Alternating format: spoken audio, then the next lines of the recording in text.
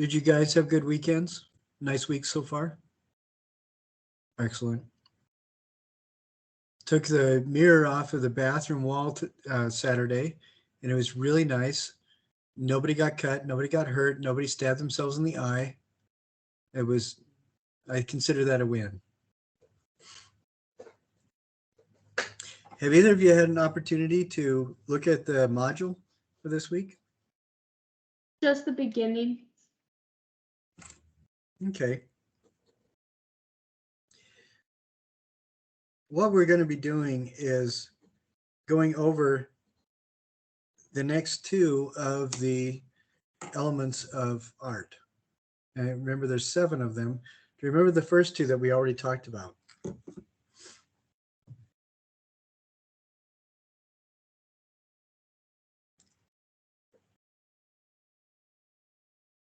Line and shape.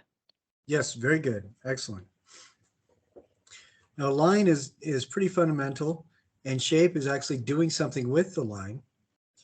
But this week, what we're going to talk about is form and space.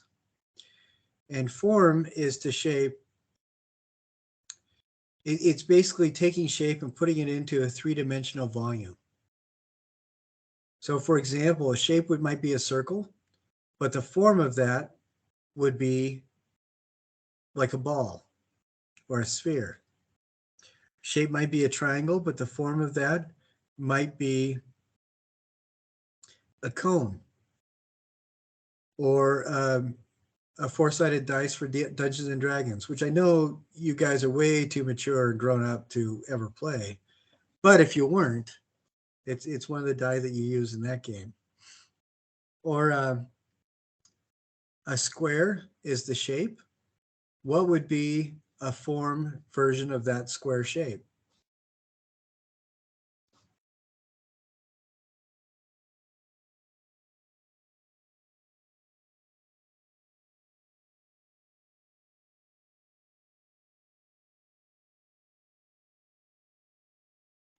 We can think about dice again, too.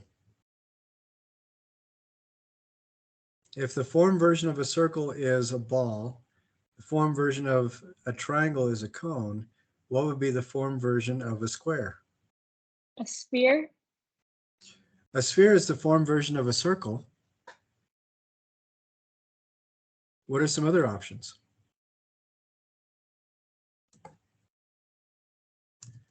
A cube. Yes, excellent. Very good. That's exactly right. Can you see what's going on there? It's the shape, but it's brought into 3-dimensional space, so you can actually look at it from more than just one side. That brings us to the second of the 2 elements of art that we're talking about, which is space. Space is what is the thing that everything lives within. It's the area, if you're looking at a painting, a drawing, or a sculpture, the space is the area that stuff lives in, that the artist is trying to get you to look at more closely. We look at behind Casey on her wall there, all those little posters are 2-dimensional designs, but each of them exist in a space that the artist is trying to activate. Like there's one that says "Be kind" and it has all those white rays coming out of it. That is a particular use of space. You see the letters are in the center of it, and it activates it a bit by having those lines coming out of it. And then right next to it, you see what looks like different layers of treetops. And that uses space. It's 2-dimensional space, but it uses space as well. We look behind Megan, her in a room, we can see how things come together in a kind of a triangular point behind her. We talked a little bit about how sometimes lines will converge, and that's how we tell that something goes into the distance. They're perspective lines. Now we see Megan on just a flat surface of our screen, but she lives in a space because she's a 3-dimensional object. Well, sorry, Megan, but you are. And we can, even though it's a 2-dimensional screen that we're seeing her on, we know she's in a 3-dimensional room, because the space helps to be defined is being defined by those lines coming together in the corner to kind of give us a bit of perspective. Can you guys see that? Same thing with Leah. Behind her, we see some of the lines converging. Like there's like the cabinet or the door lines over one shoulder, the ceiling lines coming together. Does anybody remember what the particular name of those shapes are that those lines are forming into? Starts with an O. We talked about it last week and then the week before too.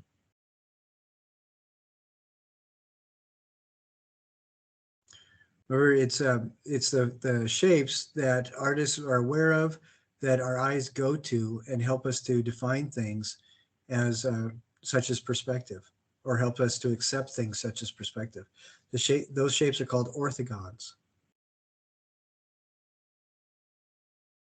So the orthogons over Megan's shoulder and Leah's shoulder are the triangles that kind of help us to see perspective. Oh, and now Casey's shoulder too.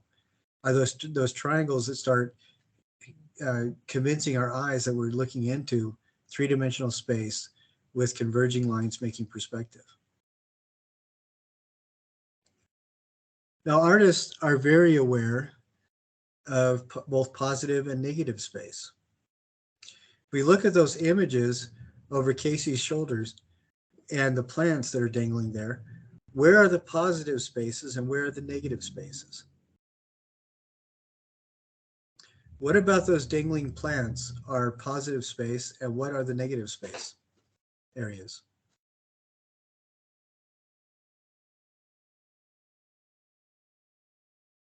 Is it the wall? The positive behind them? space is the. Well, Leah, you're right. The negative space is what we see as the wall.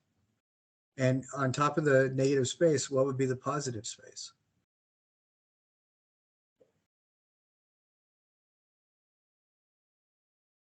And I'm thinking just of those three dangling plant tendrils.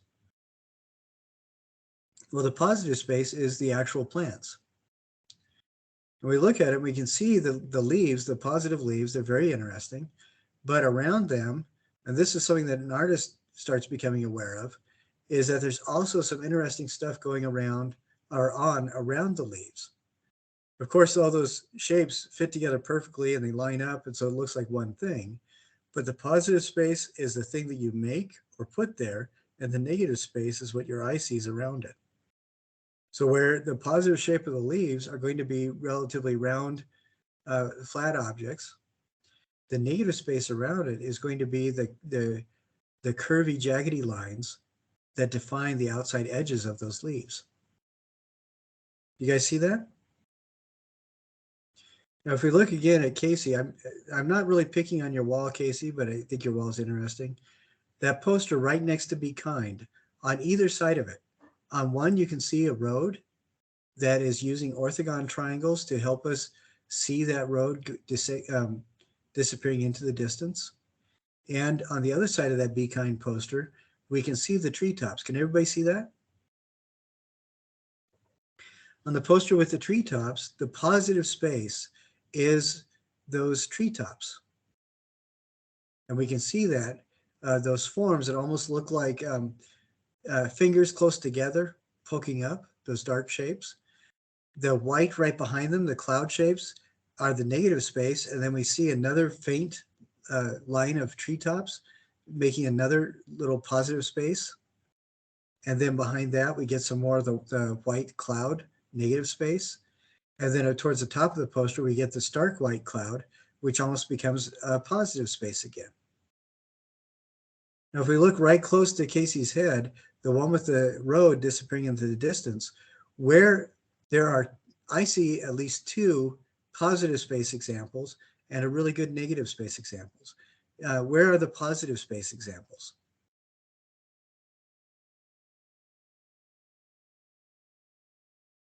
One, of course, is the road, the very dark road, and then the negative space around that is the landscape. But then the next example is those buttes, right? Yeah, there we go. The buttes that are right above the road in front of the sky, that forms another kind of positive space. and the sky behind that forms a negative space. Are you guys seeing what I'm talking about? And it looks like Leah switched off her camera because she didn't want me to point out anything in her room that we can look at. But that's okay.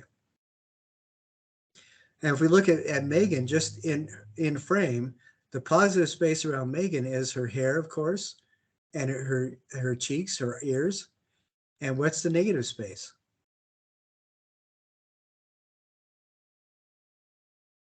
What color is the negative space around Megan? White. Yeah, absolutely. So, and although we wouldn't be able to know that it's Megan for sure, if we just drew that negative space, we would be able to see her hair, her head, and the wisp of hair.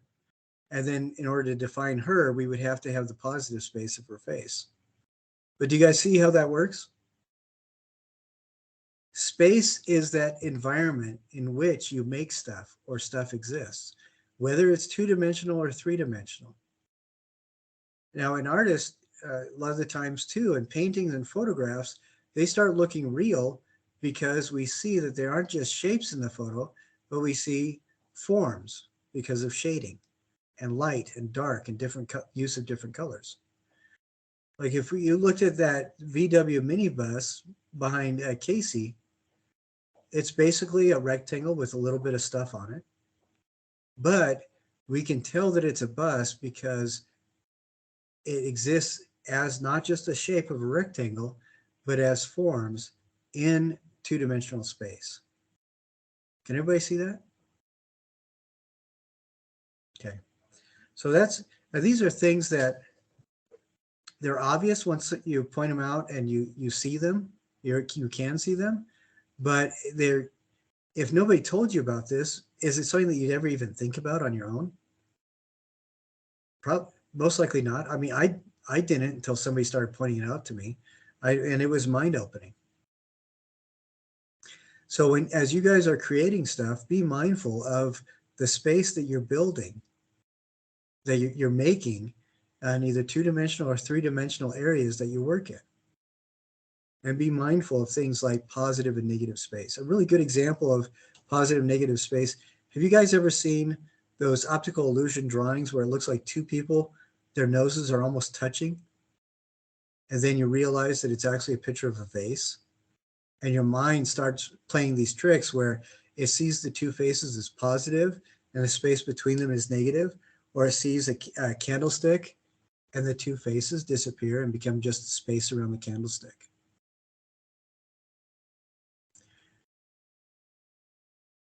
I think last week we talked a little bit about things like slot canyons. Some of the photos of slot canyons play those kinds of tricks with our eyes as well when they're really nicely done. And I think it's nice because it just helps us to be aware that as artists, you guys are building stuff that isn't just the thing itself, but it's the stuff around the thing that you're making too, that is intriguing to people. Now, the project this week is building something outside. And I wanted to give you an example of a couple different artists who do this. This is just the work that they do. And I wanted to start with just a little bit about how Star Wars changed the world. Have you guys ever heard of a guy named Ralph McQuarrie? He's the guy who did the concept painting for Star Wars so that the studio would actually buy it and pay George Lucas to start making it. But it didn't just stop there. At that time in the 70s, they did not have the digital technology that we have today. Has any of you seen the new Batman movies with the Batman movie with Edward? You know what I'm talking, Edward from Twilight, that actor. That was filmed on a set where the walls and the ceiling are all high resolution digital screens, and they're all programmed so that the camera, wherever the camera is being filmed from, that line of sight sees whatever the director wants it to see. So it moves around all the time. as the camera moves, but it feels like you're in this gigantic room, I mean, this actual city, and it's just a gigantic room. They didn't have any of that. In Star Wars, in order to build those worlds that we saw, they had to use something called matte painting. Has anybody ever heard of that? Matte painting is when an art painter will paint something onto a sheet of glass. Then they will project the film that was shot on the soundstage on a screen behind the sheet of glass, and then they will re-photograph the film frame by frame through the glass, so that the matte painting hides areas of the soundstage and adds to the set. Do you guys remember that scene in the original Star Wars where Obi-Wan Kenobi is walking around behind on that machine and that really narrow ledge, and he's turning off the shield generator? And it looks like underneath him, the floor just goes into infinity. Have you guys seen that? Okay, Casey hasn't seen it, but you can find it pretty easily on YouTube and things like that. And it is in the videos that I sent you guys for this module too. Well, Obi-Wan Kenobi was standing about 2 feet off the floor, and everything except for him and that machine he was leaning against is all a matte painting. But it was done so realistically. When that movie came out, you could not tell. It looked like he was, a million feet above whatever that hole descended into. And that's how they did a lot of the filming of Star Wars. And Ralph McQuarrie was one of the two principal matte painters that did those paintings so beautifully, so that we can't even tell where reality ends and the soundstage begins. But can you imagine if he was not aware of the negative space where that film would be shot through? Those things would not line up and they wouldn't look good at all. He was very aware of the negative space and the positive space as well. And for most of the matte painting, what they are painting is the negative space around the actors. Now for this, for the project for this, I wanted you guys to look at three other artists that I really like. One is Andy Goldsworthy, one is Patrick Doherty, and one is Mariko Mori. And they all work with dealing with ideas of space, using the outside, using the outdoor, using the environment. Now I'm going to try to switch my screen so you can see my computer screen. Let's see. And I will depend on you. Let's see. Here we go. All right. Now tell me, can you see this with the this page with all these Andy Goldsworthy images?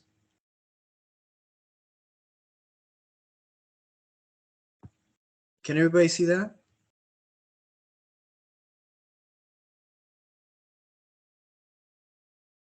I'm sorry, you're going to have to talk because I can't see you guys. Yeah, we can see it. Okay. All right. Excellent. Now, Andy Goldsworthy is a guy, he lives in Scotland, but he makes all these images. Some of these are kind of like paintings, like this leaf one. Can you see where my mouse is? Yes. Okay. So he makes these paintings with leaves and stuff. He's found all this outside. He doesn't break anything. He doesn't cut anything. All this is stuff that he has found while he's walking around. And like these stacked stones, you've seen stones stacked like that around St. George. There's a lot of bike paths, and people will stack this to mark trails. Or he'll weave sticks together. Like I said, he doesn't break things. He doesn't carve into things. These are all examples of stuff that he finds outside. Like he'll make these arches with flat pieces of stone that he'll stack up and then lean against each other. Or you see the base of the tree, it looks almost like it's spray painted with this yellow going into brown. And this is just leaves that he's collected and put together. Or this one with the orange circle around a hole. This one right here, can you guys see this one with the spiral around the tree? Can everybody see that? Yeah. Yeah. How he's actually made this is with icicles that he's broken off and refrozen to make that kind of spiral around the tree. That's probably not something that you're going to be able to do anytime soon in St. George, but you can aspire to it. And then these things where they stack stones, piles of stones with different colors and leaves. All this stuff is stuff that he just finds while he's walking around. And he can do some pretty spectacular things. This one right here, where it looks like a spider's nest over the water, I really like this because the water, you can tell there's a line right there across that you can hardly see, that where the sticks are reflecting in it. So not only did he weave all these sticks together, but he wove them so that they stuck through the water, and he's using the reflection itself to build out the artwork. On this one with the black circle and the orange around it, where's the negative space?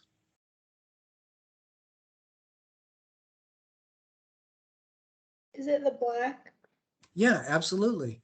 Because we see that he's built all that other stuff up. This is the positive space, the oranges and yellows, and the negative space is that black circle. We can see over here, these are like little twigs and stuff that he's found outside, and he's just kind of weaving them together. And you can find a video on that on YouTube too. But the ones that I've sent you show a lot of the stuff that he's done and how he does it. So stacking these things up. I think this kind of pine cone shape is really interesting because this is all stone that he found outside that he just stacked up. And then the reason people recognize him all around the world is because he takes photos of his work, sometimes moments before they fall apart. And then this guy, Patrick Doherty, he makes these big structures that remind me of Dr. Seuss furry houses. And sometimes they're more almost like human forms, but they just feel to me like naturally growing homes. And he makes these just with sticks that he finds in the area. So these are all sticks that he binds together, that he laces together, just using the sticks themselves. Have any of you been to USU campus and seen the sculpture that he has there? Have anybody done that? Okay. It is something, if you guys get a chance to go up there, he made something that was very similar to this or to this on USU campus itself, right next to the library. So he's just making these big structures just with sticks that he finds. Now, this person I really like. Her name is Mariko Mori. She's Japanese, and her landscape that she works in is a little bit different. She lives in Tokyo. It's one of the most space-age futuristic cities anywhere. Tokyo and Shanghai just look like something out of a sci-fi adventure channel. But she'll do these things where, like, she's built this silver ship. It's called the UFO, and it looks kind of like a UFO, but she'll put it in different places. Like in here, it's in a gallery, but she's also put it outside so that you can see the nature reflects around it, or the landscape reflects around it.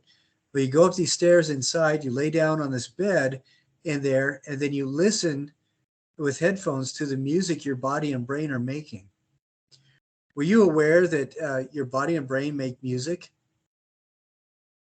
There's electrical impulses your body is releasing and your brain is releasing all the time. And if those impulses are basically bounce back to you in the right frequencies, you can hear them. And it's very unusual, but it's called biofeedback. And this UFO machine that she has is designed for you to go inside and experience the music of your own body and mind. Wouldn't that be interesting?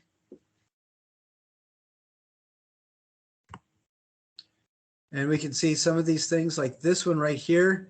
It's almost like she was making a garden in a gallery where she puts these stepping stones around an object. Here there's an upright stone like Andy Goldsworthy, that set of stones that was upright like a pine cone in a field. And here's another one of these garden kind of interior garden landscapes that she makes.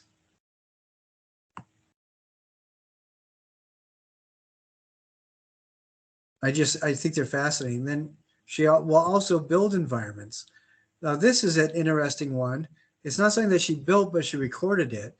This is a snippet of a photo that she has that's in Tokyo. There are people that have never left the city their entire lives. And this is a room that you can pay to get into, where it's set up to look like a beach. So there's this mermaid sitting on the beach, and then behind her there's this little kid, and then the swimming pool is painted progressively darker as you go back away from the beach, and there's even waveform generators back there so that people can surf, and it's all inside. I think so it's a huge swimming pool designed to look like the ocean inside, so you never have to leave Tokyo and experience the real world. Here's something she did where she took one of these UFO type vessels that she makes and put it in the ocean.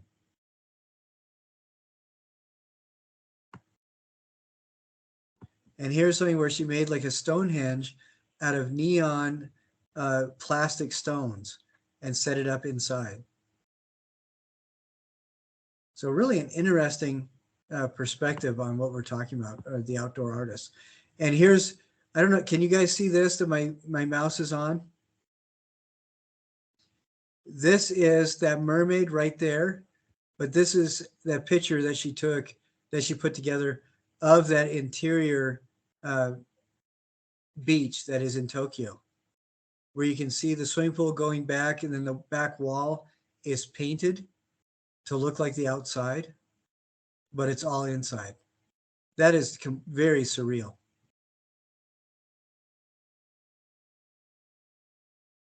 Let's see, and I am going to, there, should be not sharing the screen anymore. But those three artists, I talk about them quite a bit in that module, and there's several videos to watch. So what I want you to do for this project is give yourself about an hour, preferably do this outside. Give yourself about an hour to collect stuff that you could use. Be mindful of things like positive and negative space and shape versus form. Be particularly mindful of form and space. And then what I would like you to do is, think about this, plan it out, and then build it for a couple hours. And that may mean, now I'm sure that you could do this, gather the stuff up and do the whole thing in 15 minutes, but time is a critical part of this. So I want you to plan it for about an hour and then build it for a couple hours. If it falls apart and you have to redo it, that's fine. If you make several of them, that's fine too. But what you're doing, and there's a video from the Museum of Bainbridge Island near Seattle, Washington, where a person walks through doing this in her own backyard. But I want you guys to take a little bit more time and thought, and put more time and thought into it than is evidence in that, because that video is for you if you're 5 years old. And you guys, unless you matured really quickly, you're not 5 any longer. But so you think about Andy Goldsworthy, think about Patrick Doherty and Mariko Mori, and build something like that. There's a lot of things that you can do. You can stack stones. You can find sticks to weave together. You can combine all sorts of stuff. I don't want you to cut anything or break anything or carve into anything. Just use what you can find. And if you need to bring it from your home, if you have pine cones and stuff like that from home, you can do that. But I want you to make something that didn't exist before, that takes you a couple hours to do, and document it. And then when you're done, put everything back away. Now, there are going to be a couple people that aren't able to get outside and do this, and that's fine. You can do it in your apartment. But I want you to put the same kind of thought and effort into it. So if you're using stuff in your apartment, again, Don't cut, break, or carve into anything. I'm sure your roommates would not appreciate that. But do what you're inspired to do, what you want to do in your apartment, and spend some time on it. And just think through the process. Think about positive and negative space, like we've been talking about, and form, what that means in relation to shape. And when you get done, document it and then put everything away. So there is a video about that, and I think Andy Goldsworthy, there's a couple in there that show Andy and Patrick doing their things. So you can see how they do it, and use that to kind of inform you and help you make the choices that you make.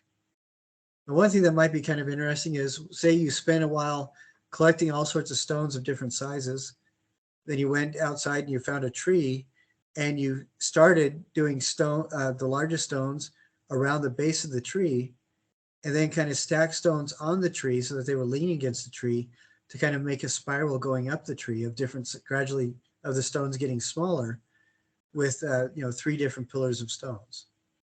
And I bet you could probably do it using different things so that it looks like it almost wraps or winds around the tree. That would be really interesting. Or maybe you find a lot of flat stones and you build towers with them. See how many towers you can build in a couple hours. You see some of those. I think some of those stacks around St. George are there to help you find trails, but I think some of the stacks are just because people got excited and started stacking. But you can do, use pine cones, brainstorm with your roommates if it helps to come up with different ideas for different materials that you can use. I'll give an extra credit point to anybody who can use somebody's cat's hairballs in their sculpture and make it look so that it flows together. If it looks not just setting the hairballs on top of when you get done, but having it be an integral part of your sculpture. I think that's worth an extra credit point or two. Does anybody have any questions?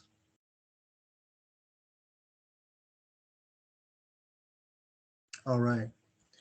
Well, if not, then thank you very much for staying awake during most of this, except for Megan. Everybody else, I appreciate you guys having your eyes open.